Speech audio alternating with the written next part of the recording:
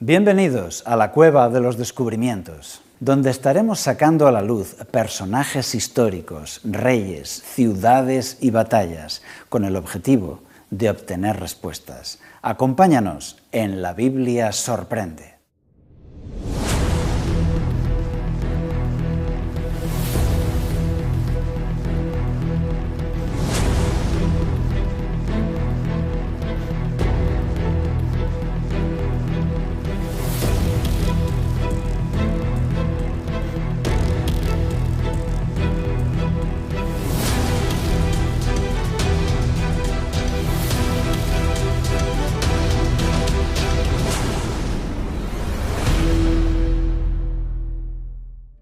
En este programa puedes ver: ¿qué son los fósiles vivientes? ¿Cuál es el origen del ser humano? ¿Llegamos a existir por evolución o por creación? Y nuestro apartado especial Rompe Mitos. ¿Qué es el punto omega? ¿Una conciencia universal para todos los hombres?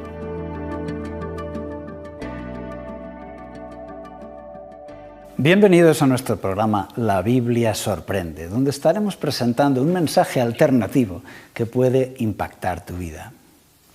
Y hoy hablamos del origen, cómo llegamos a la existencia, cómo empezó a existir la vida en este planeta. ¿Simplemente por una evolución casual, natural de la materia? ¿O por una mente sobrenatural, por una mente inteligente y creadora? ¿Ya conoces lo que es la teoría del diseño inteligente? Vamos a hablar de esto. Y una gran pregunta que se hace a la humanidad: ¿de dónde vienes, hombre? En otras palabras, ¿cuál es el origen del ser humano? ¿Evolución o creación? Normalmente la ciencia lo que hace es estudiar los hallazgos, lo que llama la columna geológica, e interpretar los restos geológicos y paleontológicos que se encuentran en ella. Y tú dirás, ¿y qué es la columna geológica? ¿Es alguna columna de un edificio? Se trata de ver la disposición vertical de los estratos. Es decir, imagínate que tú cortas la tarta de cumpleaños y al cortar la tarta encuentras que arriba hay una capa de chocolate y después hay una capa de bizcocho y una capa de nata y otra capa de bizcocho y una capa de yema, ¿verdad? Todas esas capas en disposición horizontal, cortadas de forma vertical, miradas de arriba a abajo, se llama la columna geológica. En esa columna, en las diferentes capas, encontramos restos y fósiles. La interpretación que haremos de esos restos va a dar la teoría que nosotros aceptamos. Dos son las teorías principales: actualismo y catastrofismo. El actualismo interpreta de que las cosas se han colocado ahí siendo enterradas a razón de medio milímetro por año, igual que sucede hoy. El catastrofismo dice que esos restos se encontraron ahí porque fueron sepultados por grandes catástrofes de forma rápida.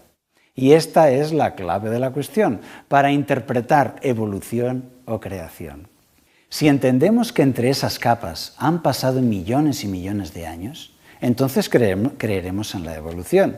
Pero si creemos que se colocaron ahí de forma rápida por una gran catástrofe natural, entonces podremos creer en la creación. Lo curioso es que atravesando diferentes capas encontramos árboles petrificados. ¿Qué significan estos árboles petrificados colocados en vertical, atravesando diferentes capas de la tarta que se supone que duraban millones de años?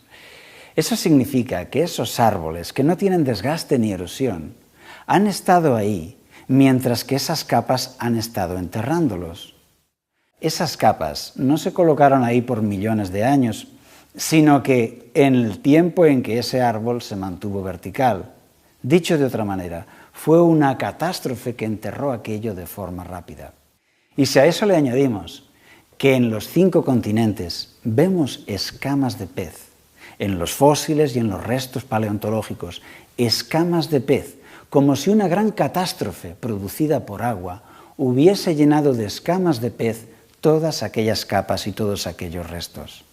Todo esto apunta a un relato bíblico, el relato del diluvio universal. Y eso no es todo. En los 5 continentes encontramos grandes vetas de carbón. ¿Y qué encontramos en las vetas de carbón? Muchas veces caracolas marinas, pequeños animales marinos. En un carbón que tiene vetas de conífera y de bosque de montaña, encontramos caracolas y animales marinos en los 5 continentes. ¿Qué significa esto? Una gran catástrofe producida por agua. Los árboles petrificados en vertical, atravesando capas. Los caracoles y animales marinos en el carbón y las escamas de pez en los restos paleontológicos, todos apuntan al mismo objetivo, un diluvio universal, una catástrofe de envergadura enorme que dejó las capas geológicas como las tenemos hoy. Fue para mí una experiencia interesante. Hubo una inundación en mi pueblo y me tocó quitar el lodo que había quedado con una pala. Había habido agua hasta 1 metro de altura, sin embargo había dejado 30 centímetros de barro. Y al quitar con la pala ese lodo, yo podía ver las diferentes capas. ¿Por qué? Porque hay unos sedimentos pesados que rápidamente se colocan en el fondo. Y luego los segundos, y luego los más ligeros, y luego, muchas horas después, los más ligeros de todos, formando capas de diferente color. Esto fue lo que sucedió a gran escala con el diluvio. Las diferentes capas de la tarta, las capas de la columna geológica, no corresponden a capas de millones de años, sino al resultado de una gran inundación producida por agua. Solo eso explica todos los hallazgos. Eso explica las escamas de pez, explica las caracolas de mar en el carbón, y eso explica que algunos fósiles estén, entre comillas, fuera de su época y estén un poco también desordenados, como sucedería en una gran catástrofe natural. Nuevamente, el relato bíblico nos da una idea alternativa en la que todo encaja y que puede ser la explicación, y es la explicación que te proponemos aquí, porque la Biblia sorprende. En este programa no tenemos el tiempo de hacer un estudio exhaustivo sobre estos temas, ¿verdad? Ni tampoco yo soy el especialista adecuado. Sin embargo, en muchas publicaciones se han planteado todas estas evidencias que exigen un veredicto, exigen una opinión personal. ¿Sabes lo que es esto? Esto es la mitad de un bivalvo, la mitad de una almeja. Y esto es lo que encontramos en las playas. Esto es también una evidencia del diseño inteligente, de que vinimos a la creación por un diseño inteligente, por una mente superior. Y lo es por muchas razones. Vamos a mencionar una de ellas. Nos dirá la evolución que estos animales, cuando los encontramos fósiles, murieron, se fueron al fondo y fueron sepultados a razón de medio milímetro por año, y ahí quedaron enterrados. Sin embargo, cuando estos animales mueren, al tercer día, el tendón que une las dos mitades se pudre y desaparece, y se divide en dos. Y es así como la encontramos en la playa, una mitad. ¿De acuerdo? Ahora bien, ¿por qué en todos los fósiles no encontramos una mitad? Encontramos el animal entero, las dos piezas unidas. Algunos de ellos muestran signos de intoxicación, de que no pueden respirar. La única forma de entender todas estas evidencias en su conjunto es la siguiente.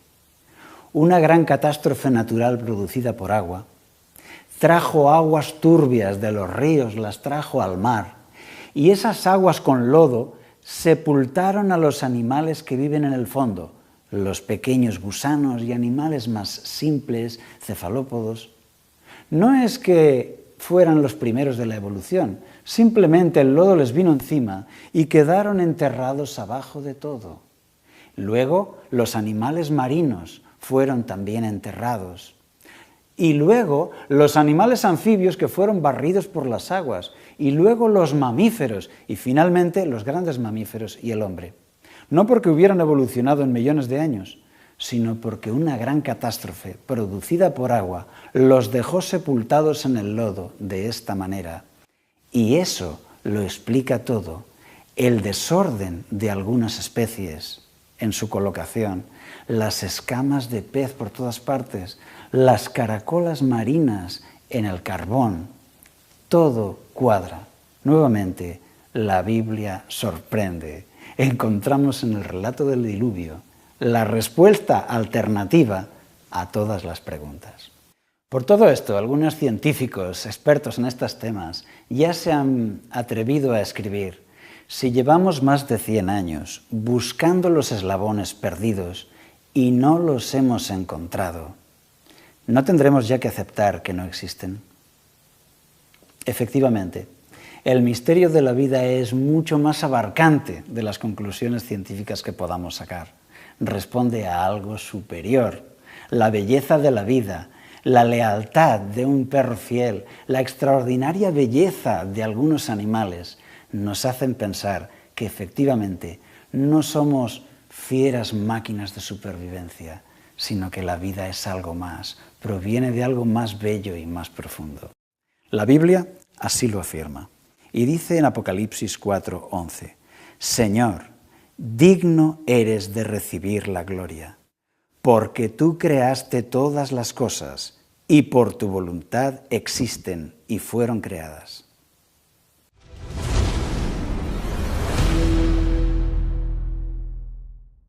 El Arca de Noé da la respuesta a muchas de nuestras preguntas. ¿Sabes lo que es un fósil viviente? ¿Qué son los fósiles vivientes? No son las personas más viejas de tu barrio. Se trata de aquellos animales o plantas que los encontramos en fósiles datados por millones de años y sin embargo siguen vivas en nuestro tiempo. Uno de estos casos es el celacanto. El celacanto es un pez que se observaba en los fósiles y que no tiene la aleta saliendo de su cuerpo, sino que sale de su cuerpo un pequeño brazo y de ese bracito salen las aletas. Entonces los evolucionistas decían, mira, este es un eslabón perdido porque ya le están saliendo los brazos con los que podrá caminar y conquistar la tierra seca. Y decían que se había extinguido hace 65 millones de años. Pero en 1938, unos pescadores de Filipinas lo enseñaron al mundo. Y ellos lo conocían, ellos comían ese pescado. Los científicos dijeron, pero si este pez es el celacanto y se ha extinguido hace 65 millones de años. Hoy en día los pescadores de Filipinas siguen pescando el celacanto y comiéndoselo tranquilamente. No se había extinguido, sino que sigue vivo. No fue el padre de los peces de hoy ni de los reptiles de hoy, sino que simplemente no ha evolucionado absolutamente nada desde el pez que encontramos en los fósiles hasta el que tú puedes pescar hoy en las Filipinas. Y con esto llegamos a esta conclusión, de que los fósiles vivientes demuestran que no ha habido evolución desde el animal que encontramos fósil hasta el que encontramos viviendo hoy en nuestros días. Otro caso es el del ginkgo biloba, ese árbol que es especial porque sus hojas tienen forma de abanico. El ginkgo, un árbol muy medicinal, se consideraba extinguido hace 270 millones de años. Sin embargo, cuando los europeos visitaron Asia en sus expediciones, pudieron encontrar en las pagodas sagradas de los budistas, ahí estaba el ginkgo. No estaba extinguido, estaba ahí. Desde entonces, el ginkgo se ha utilizado mucho en medicina y es un árbol bien conocido. El ginkgo no ha evolucionado nada desde lo que encontramos en los fósiles hasta los árboles que viven hoy. Y lo mismo sucedió con la metasecoya, ese árbol extinguido, según decían, desde hacía millones de años. En 1943 descubrieron los europeos que en China hay bosques enteros de metasecoyas. Entre los fósiles y las actuales no ha habido ninguna evolución. Y así podríamos mencionar muchos otros casos.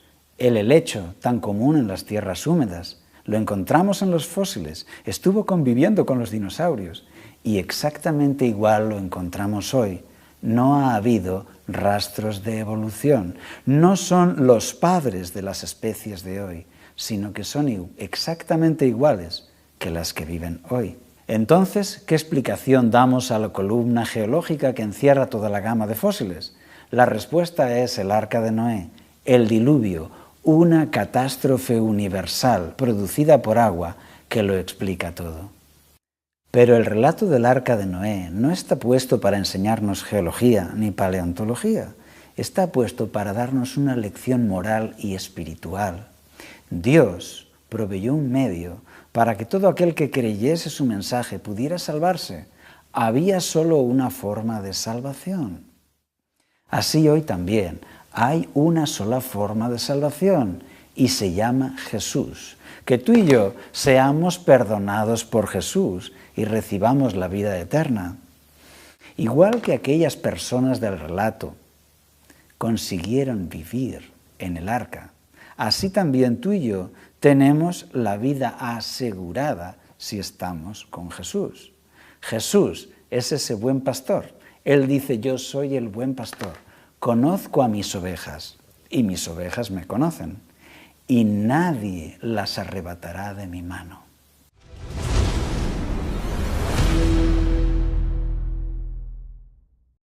Y bienvenidos a esta sección que llamamos Rompemitos. Aquí estamos poniendo a prueba los mitos del mundo religioso de nuestro tiempo. Y el tema de hoy es el punto omega. ¿Qué significa el punto omega? ¿Qué consecuencias espirituales tiene para nosotros? El punto omega, propuesto por Teilhard de Chardin, sería la culminación del proceso de la evolución del hombre. Cuando de materia hemos pasado a animal, de animal a animal inteligente, y el siguiente paso ya sería el sumum, la culminación, una conciencia universal en la cual la humanidad sería feliz y sería espiritual. Esa sería para él la última etapa del proceso de la evolución de las especies. Él, Teilhard de Chardin, un jesuita de la Provenza francesa, era un estudioso de la teoría de la evolución en la cual creía. Y por sus convicciones religiosas de creyente en Dios, se vio en la necesidad de aunar la teoría de la evolución con la creencia en Dios. Y este fue el resultado. Él llegó a afirmar la creencia de que Dios había creado al hombre mediante la evolución de las especies. Dicho de otra forma, la materia evolucionando para encontrarse con Dios. Y como Dios es una persona y Dios, según él, atrae a la materia a sí mismo, la materia se va transformando en una persona, porque Dios es una persona. Entonces pasa de plantas, animales, al ser humano, y el ser humano sigue evolucionando hasta adquirir esa conciencia universal de paz y amor, un mundo espiritual, una humanidad nueva que él llama el punto omega. Bonito, ¿verdad? Precioso, una teoría preciosa. Pero tenemos que ver si realmente es verdadera o es un mito. En primer lugar, podemos ver lo que dice la Biblia sobre la creación. Y dice, por ejemplo, en Colosenses 1:16, hablando de Jesús, porque en Él fueron creadas todas las cosas, las que hay en los cielos y las que hay en la tierra, visibles e invisibles, sean tronos, sean dominios, principados, potestades, todo fue creado por medio de Él y para Él. Dicho de otra forma, todo fue creado por Jesús. Y lo mismo dicen los primeros versículos de la carta a Hebreos, que todo fue creado por medio de Él, Jesucristo. Él estuvo en la creación de todas las cosas. Tanto Apocalipsis como todos los libros de la Biblia exaltan a Dios como el Creador. Y dicen que su creación se realizó en 6 días de creación. Es por eso que Dios bendijo el séptimo día y lo santificó, porque había creado en 6 días toda su creación y descansó en el séptimo día. Él vio lo que había creado y no vio una masa de materia pendiente de evolución. Vio un universo perfecto y dijo, esto es bueno en gran manera. Cuando le preguntaron a Jesús sobre la primera pareja y la creación del Génesis, Jesús no dudó, contestó dando apoyo al relato de la creación del Génesis, la historia de Adán y Eva. En Mateo 19, 4-6, Él, respondiendo, les dijo, ¿no habéis leído que el que los hizo al principio, hombre y mujer los hizo? Y dijo, por esto el hombre dejará a su padre y a su madre, y se unirá a su mujer, y los dos serán una sola carne. Estas quizás son las palabras más comunes en una boda, ¿verdad? Y dejará el hombre a su padre y a su madre, se unirá a su mujer, etc. Pero aquí Jesús está validando el relato del Génesis. Y aquí dice Jesús, que Dios al principio, varón y hembra, los creó. Pero ahora Teilhard de Chardin nos dice, no, al principio no los creó varón y hembra. Puso a funcionar unas células, ¿verdad?, en una sopa que fue evolucionando, en esa sopa evolutiva, y tenemos que elegir si vamos a creer el relato que nos dice Jesús o vamos a creer el relato que nos dice Teilhard de Chardin. Tiene que ser una elección. En 1 Corintios 15, versículo 21, dice, pues por cuanto la muerte entró por un hombre, también por un hombre la resurrección de los muertos. El hombre no entra en la inmortalidad por alcanzar el desarrollo de su evolución, sino porque Dios hace un milagro y lo resucita. Y esta es la enseñanza bíblica, que Dios promete resucitar a los que se han salvado. No porque ellos han evolucionado y han superado el pecado y han alcanzado la eternidad, sino porque Dios les ha perdonado y les concede la vida eterna. El punto omega, al basarse en la teoría de la evolución, supone que no ha habido una creación perfecta. Supone que el hombre no ha sufrido una caída en el pecado y que necesita una redención.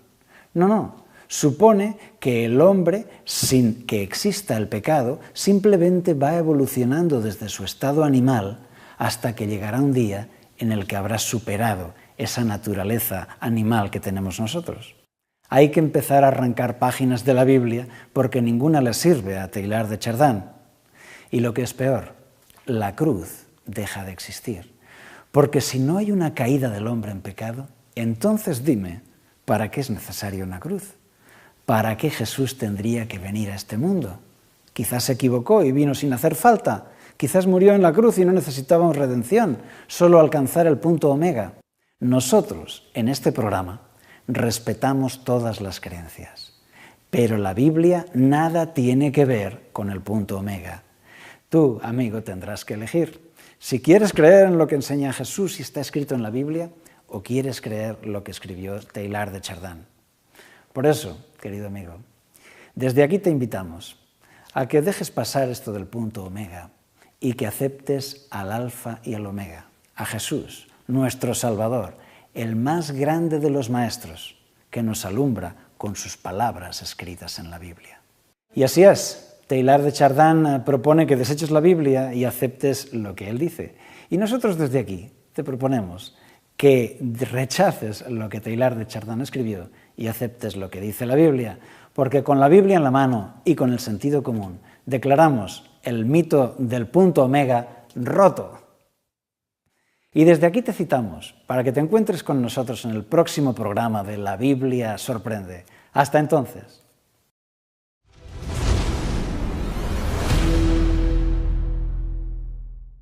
En el programa de hoy aprendimos: la teoría de la evolución nos presenta a un ser humano sin pecado, que no necesita un salvador.